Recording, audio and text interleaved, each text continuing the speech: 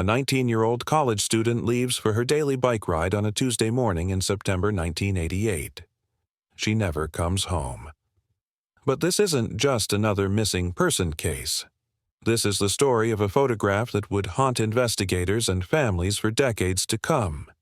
Imagine finding a Polaroid in a parking lot. At first glance, it's disturbing enough. Two people bound and gagged, their eyes filled with terror. But then you realize one of them might be someone you know, someone who vanished without a trace nearly a year earlier, someone whose disappearance sparked one of the most extensive searches in New Mexico history. Before we dive into this case, make sure to like this video and subscribe. This is a story that will stay with you long after it ends. The case of Tara Calico begins on a quiet stretch of New Mexico State Road 47, where a young woman's routine morning bike ride turned into a mystery that would captivate the nation. What started as a simple disappearance became something far more sinister when a single photograph surfaced, raising questions that remain unanswered to this day. This is the story of how one Polaroid changed everything. Tara Calico was the kind of daughter every parent dreams of having. Born on February 28, 1969, she was a bright 19-year-old student with her whole life ahead of her. Living in Belen, New Mexico, with her mother, Patty Dole, and stepfather, John Dole, Tara was known for her dedication to fitness and her love of routine. Every morning, she would set out on her bicycle along New Mexico State Road 47, a ritual that had become as natural as breathing. Tuesday, September 20th, 1988, started like any other day. At approximately 9:30 a.m., Tara kissed her mother goodbye and headed out for her daily ride. She was dressed casually in shorts and a t-shirt, her Sony Walkman clipped to her clothing with her favorite cassette tape, ready to provide the soundtrack for her journey. The route along State Road 47 was familiar territory. She had ridden it countless times before, sometimes accompanied by her mother. But Patty Dole had stopped joining her daughter on these rides months earlier, and for good reason. She had noticed a pattern that made her increasingly uncomfortable. Motorists who seemed to follow them, particularly one driver who had made her feel stalked and unsafe. Concerned for both their safety, Patty had urged Tara to consider carrying mace for protection. Tara, confident and independent, had brushed off her mother's concerns, insisting she would be fine on her own. That morning, before leaving, Tara had made a specific request that would later prove crucial to the timeline of her disappearance. She told her mother to come looking for her if she wasn't home by noon. She had plans to play tennis with her boyfriend at 12:30 p.m., and Tara was never one to be late or miss commitments. When noon came and went with no sign of Tara, Patty's worry transformed into panic. True to her word, she got in her car and drove along Tara's usual route, scanning the roadside for any sign of her daughter. The familiar stretch of road revealed nothing. No Tara, no bicycle, no indication of what might have happened. By early afternoon, Patty contacted the police. What they discovered during their initial search was both minimal and deeply troubling.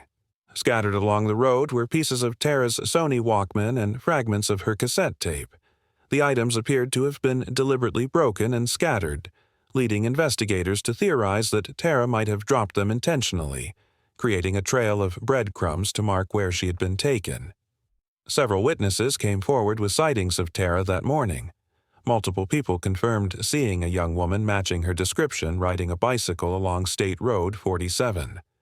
But, more significantly, several witnesses reported seeing something else: a light-colored pickup truck, possibly a 1953 Ford, equipped with a camper shell, following closely behind a cyclist matching Tara's description. No one witnessed the actual moment of Tara's disappearance, but the pattern was clear. The bicycle she had ridden that morning was never found, despite extensive searches of the area.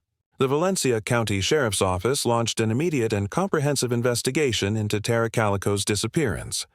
Within hours of Patty Dole's report, search teams were combing the desert landscape around Belen, New Mexico, looking for any trace of the missing teenager. The broken pieces of the Sony Walkman and cassette tape became the investigation's first crucial clues. Forensic examination revealed that the items had been deliberately destroyed, not damaged by accident or weather. The scattered pattern suggested they had been thrown from a moving vehicle, supporting the theory that Tara had been abducted and had attempted to leave a trail for searchers to follow. Law enforcement immediately focused on the witness reports of the light-colored pickup truck with a camper shell. Multiple independent witnesses had seen this vehicle following closely behind a cyclist matching Tara's description along State Road 47. The consistency of these reports gave investigators their strongest lead. They were looking for an abduction, not a simple disappearance. The search effort expanded rapidly. Helicopters swept the vast New Mexico desert, while ground teams on foot and horseback covered miles of rough terrain. Volunteers from the community joined professional search and rescue teams, driven by the hope that Tara might still be alive and recoverable. The FBI was called in to assist with the investigation, recognizing the serious nature of what appeared to be a kidnapping case. Despite the massive search effort, no trace of Tara or her bicycle was found. The investigation team began building a profile of potential suspects, focusing on individuals who owned vehicles matching the witness descriptions. They interviewed dozens of people, following up on tips that poured in from concerned citizens. Tara's family became the public face of the search effort. Patty Dole appeared on local television, pleading for information about her daughter's whereabouts. The story began attracting regional and then national media attention, with Tara's photograph appearing in newspapers and on television screens across the country. The community of Belen rallied around the Calico family. Fundraising efforts were organized to support the search operations, and volunteers distributed flyers with Tara's photograph throughout New Mexico and neighboring states. The case became a symbol of every parent's worst nightmare: a young person vanishing without explanation during a routine activity in broad daylight. As weeks turned into months, the initial surge of tips and leads began to slow. Despite the extensive investigation and media coverage, authorities were no closer to finding Tara or identifying her abductor. The case began to take on the characteristics of a cold case, though investigators refused to give up hope. The family continued their own search efforts, hiring private investigators and following up on leads that official law enforcement couldn't pursue. But as 1988 drew to a close, there was still no sign of Tara Lee Calico. On June 15, 1989, nearly 9 months after Tara Calico's disappearance, a woman walked into a convenience store parking lot in Port St. Joe, Florida, over 1,000 miles from where Tara had vanished. What she found there would transform the case from a missing person investigation into something far more sinister and complex. Lying on the asphalt was a Polaroid photograph that would shock investigators and capture the attention of the entire nation. The image showed two people, a young woman and a boy, both bound and gagged with black duct tape, their eyes wide with what appeared to be terror. The photograph was disturbing enough on its own, but what made it extraordinary was where it was found and the circumstances surrounding its discovery. The woman who found the photograph told police that it had been in a parking space previously occupied by a white windowless Toyota cargo van. She described the driver as a man with a mustache who appeared to be in his 30s. By the time she discovered the photograph, the van was gone, but her description gave police their first concrete lead in months. Local law enforcement in Port St. Joe immediately set up roadblocks, desperately trying to intercept the white Toyota van and its mysterious driver. Despite their efforts, the vehicle was never located, and the mustachioed man was never identified. But the photograph itself would prove to be far more significant than anyone initially realized. The technical analysis of the Polaroid revealed crucial information about its origins. Polaroid company officials examined the photograph and determined that it had to have been taken after May 1989 because the specific type of film used in the image wasn't available to consumers until that time. This meant that whoever had taken the photograph was still active months after Tara's disappearance, and if the woman in the image was indeed Tara, She had been alive at least 8 months after vanishing from that New Mexico highway. The photograph contained other intriguing details that would become central to the investigation. Beside the bound woman lay a paperback copy of My Sweet Audrina by V.C. Andrews. This detail would later prove significant when investigators learned that this particular book was reportedly one of Tara Calico's favorites, a fact that added weight to the theory that the woman in the photograph might indeed be the missing teenager. Yet the setting of the photograph also provided clues.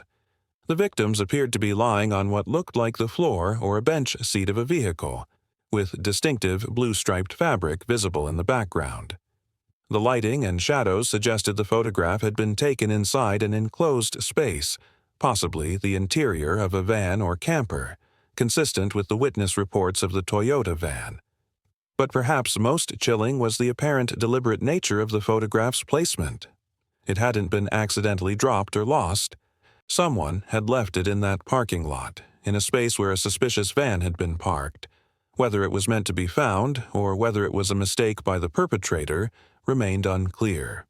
What was certain was that this single Polaroid had transformed the case entirely. The discovery of the Polaroid photograph triggered a media frenzy that would make Tara Calico's case one of the most recognized missing person stories in American history. In July 1989, the photograph was broadcast on A Current Affair, a popular television program that reached millions of viewers across the country. The response was immediate and overwhelming.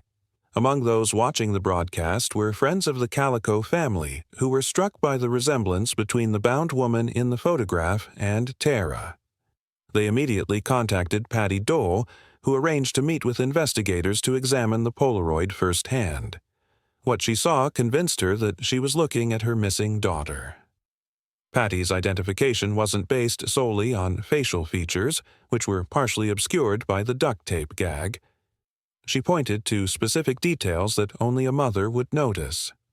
Most significantly, she identified a scar on the woman's leg that was identical to one Tara had received in a car accident. The scar's size, shape, and location matched perfectly, providing what seemed to be concrete physical evidence linking the photograph to her daughter. The case became even more complex when the family of Michael Henley, another missing person from New Mexico, saw the same television broadcast. Henley, who had disappeared in April 1988 while camping with his family, was believed by his relatives to be the boy visible in the background of the photograph. His mother stated she was almost certain the bound child was her son, creating a potential connection between two separate disappearances. The photograph underwent extensive forensic analysis by multiple agencies. Scotland Yard, renowned for their photographic analysis capabilities, examined the image and concluded that the woman was indeed Tara Calico. Their analysis took into account facial structure, the distinctive scar, and other identifying features visible despite the restraints and gag. However, the scientific community was divided. The Los Alamos National Laboratory, using different analytical techniques, reached the opposite conclusion, determining that the woman in the photograph was not Tara. The FBI's analysis proved inconclusive, unable to definitively confirm or deny the identification. This scientific disagreement created a frustrating situation for the family and investigators, leaving them with compelling evidence that remained officially unverified. The Michael Henley connection ultimately proved to be a tragic false lead. In June 1990, Henley's remains were discovered in the Zuni Mountains, approximately 7 miles from his family's campsite and 75 miles from where Tara had disappeared. The evidence indicated that the young boy had wandered away from the campsite and died of exposure, eliminating him as the child in the Polaroid photograph. Despite the setback with Henley's identification, the investigation into the photograph continued. The book, My Sweet Audrina, visible in the image, became a crucial piece of circumstantial evidence. Family and friends confirmed that this V.C. Andrews novel was indeed one of Tara's favorite books, something that seemed unlikely to be a coincidence given all the other factors pointing to her identity. The case gained national attention when it was featured on Unsolved Mysteries, America's Most Wanted, The Oprah Winfrey Show, and 48 Hours.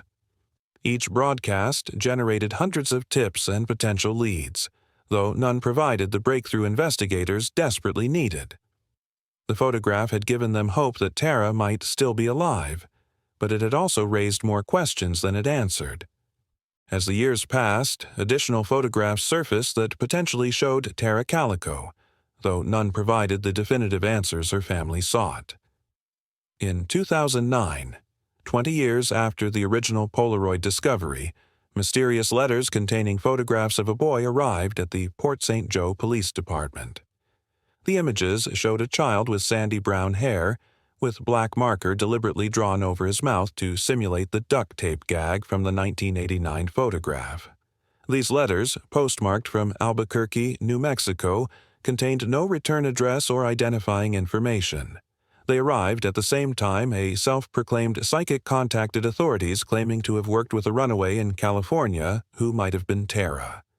Despite extensive investigation, including searches in California, no evidence was found to support these claims. 2 additional Polaroid photographs emerged over the years, both potentially showing Tara in captivity. The first, found near a construction site in Montecito, California, showed a blurry image of a girl's face with tape over her mouth and blue-striped fabric in the background, similar to the original van photograph. The second showed a woman loosely bound in gauze aboard an Amtrak train. Both photographs were taken on film that wasn't available until after Tara's disappearance, suggesting that if they showed her, she had remained alive for an extended period. Tragically, neither of Tara's parents lived to see resolution in their daughter's case. Her father, David Calico, died in 2002 after being beaten and mugged in Albuquerque. Her mother, Patty Dole, died in 2006 from complications following a series of strokes, never knowing what happened to her daughter. In 1998, Tara was declared legally dead, with a judge ruling her death a homicide. However, the case remained officially open and active.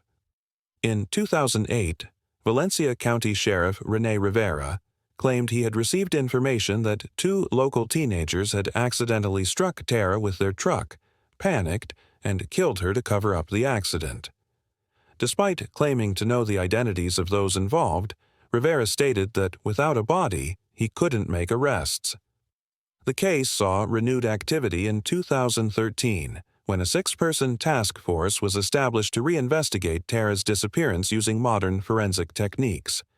In 2019, the FBI increased the reward to $20,000 for information leading to Tara's location or the arrest of those responsible.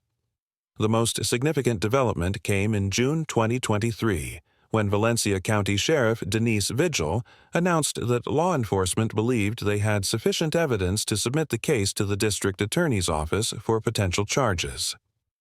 The identities of the persons of interest remain sealed by court order, but after 35 years, there finally appears to be movement toward justice for Tara Calico. The disappearance of Tara Lee Calico represents more than just a missing person case. It became a symbol of how a single piece of evidence can transform an investigation and capture the imagination of an entire nation. The Polaroid photograph found in that Florida parking lot in 1989 remains one of the most haunting pieces of evidence in American crime history, whether it shows Tara or not. This case highlights the evolution of forensic science and criminal investigation over the past 3 decades. What began as a local search effort became a national obsession, demonstrating the power of media coverage in keeping cold cases alive in the public consciousness. The conflicting expert analyses of the photograph also illustrate the limitations of even the most advanced forensic techniques when dealing with challenging evidence. Perhaps most importantly, Tara's story reminds us of the devastating impact that unsolved cases have on families and communities. Patty Dole spent 18 years searching for answers about her daughter's fate, never giving up hope but also never finding peace. The recent developments suggesting potential charges offer hope that justice may finally be served, though it comes too late for the parents who never stopped believing they would find their daughter. The case has also influenced how law enforcement approaches missing person investigations, particularly those involving young women. The extensive media coverage and public interest helped establish protocols for handling similar cases and demonstrated the importance of preserving and analyzing photographic evidence. For the investigators who have worked this case across multiple decades, the potential breakthrough represents vindication of their persistence. Cold cases like Tara's prove that justice delayed is not necessarily justice denied, and that advances in technology and investigative techniques can breathe new life into even the oldest mysteries. If this case moved you, please like this video and subscribe for more investigative stories. Share your thoughts in the comments below. Do you believe the Polaroid showed Tara Calico? What do you think happened on that September morning in 1988? Tara Lee Calico vanished during a routine bike ride, but her story continues to resonate because it represents every parent's worst fear and every investigator's greatest challenge. A mystery that refuses to be solved until perhaps, finally, it is.